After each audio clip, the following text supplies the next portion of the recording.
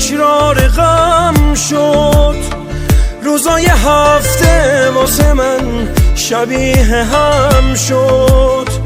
با اینکه تقصیر تو بود جدایی، اما پیش همه دلم همیشه متهم شد.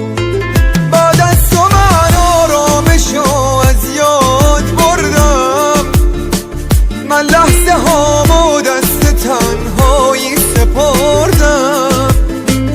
میگن فراموشش کن و با زندگی کن، اما نمیدونن که من چند ساله مردم. بی تو من بیقرارم، تا کی طاقت بیارم.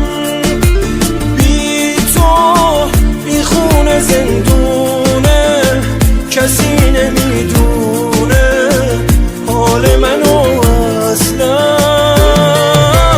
برگرد نبودن درده، ببین چی کار کرده این فاصله با من.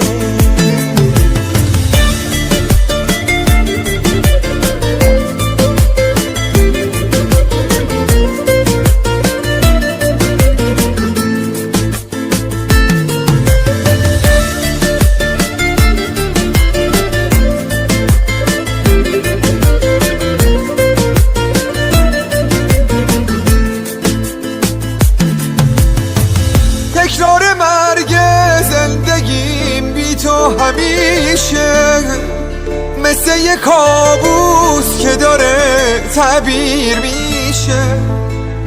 شدم مثل دیوونه ای تنها تر از غم، که پا به پای خاطراتت پیر میشه. هر شب فقط با فکر تو چشمامو بستم، من از مرور خاطراتت دیگه خستم. چند ساله که دلتنگیامو گریه کردم،